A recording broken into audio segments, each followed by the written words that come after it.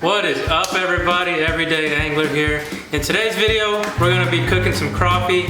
Amanda's already back there getting some stuff prepped up. But for now, let's head over to Chris and he's gonna show us how to clean this fish. Hey everybody, we're about to clean up some crappie here. We've got 2 crappie and a shell cracker, and we're just gonna break them all down the same way. Alright, so we're going to start breaking down this crappie. We've already removed the guts and the gills from this fish, and we've scaled the whole fish just to make a seamless breakdown. So the first thing that I'm going to do is cut around the collar of the fish up to the base of the head. You want to make sure you get really close to the top of the head to get as large of a fillet as you can. We're going to go ahead and do that on the other side as well. Just 2 quick cuts.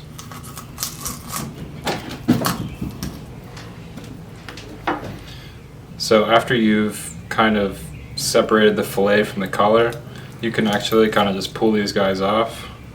There's not much meat on here, but they're kind of like the chicken wing version of a fish. So now just kind of start towards where the base of the head was, and you want to hug as close to the spine and backbones as you can.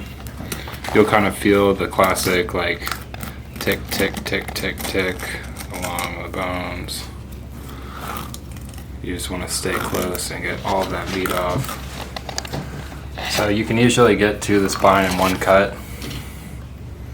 And then we'll just kind of cut through these little ribs. And then remove the second half of the fillet, the belly portion. That was our fillet. We'll remove these ribs here in a second, but we'll leave them on for now. So we're gonna remove the other fillet off of these, and then after that we're just gonna fillet the other crappie and little shell cracker that we had.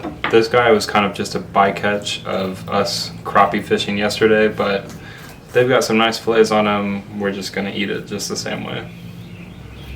Alright, so this is my fillet. I just went ahead and cut through the ribs when I was cutting the meat off of the carcass. And I like to just cut through them and then remove them afterwards because I feel like I can get a little bit bigger yield out of it. And I guess when you're not keeping that many fish, you want to be able to save as much meat as you can.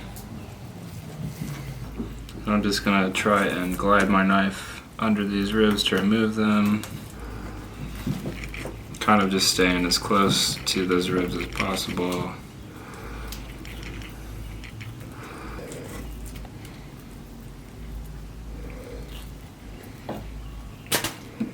And then that is your finished fillet. Alright, so once you have your finished fillets, you want to lay them skin side up on some clean paper towels. Let them sit in the refrigerator for a few hours. The reason being, the skin holds a lot of that moisture, especially after you scale the fish. You don't want to get them too wet. And kind of dry them until they're slightly tacky, slightly sticky, and that will help when you cook them. Fry them up skin side down. It'll make that skin even crispier than if it were soggy. So here are crappie fillets. They've been sitting in the fridge for about a day. Yeah. And why do we leave them in the fridge for a day? Continue drying out that skin so that way when we go in ahead and put it in the pan, it's going to crisp up a little faster.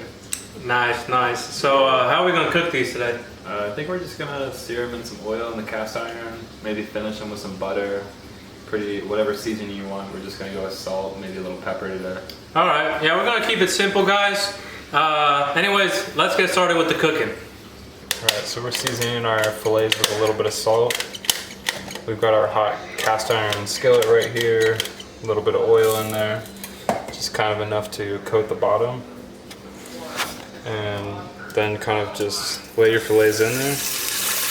They're going to want to shrink up a little bit, so apply some light pressure, just for a few seconds.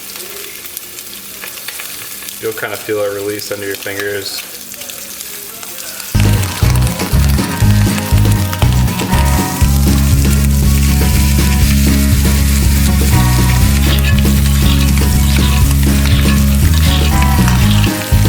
Alright, so this chunk of fish is finished cooking. We're gonna move it over onto a paper towel to drain some of that excess fat off, and that's ready to eat. All right, so we've just finished cooking our fillets of the crappie and shell cracker, and now we're gonna go ahead and cook our collars. Some people refer to these as the chicken wings of fish. They've got a nice few bits of meat on them. You can see that. There's some bones you gotta chew around, but they're delicious, super tender. And we're gonna do these the same way as the fillets. Just sear them skin side down, flip them, finish them in a little butter, and there you go.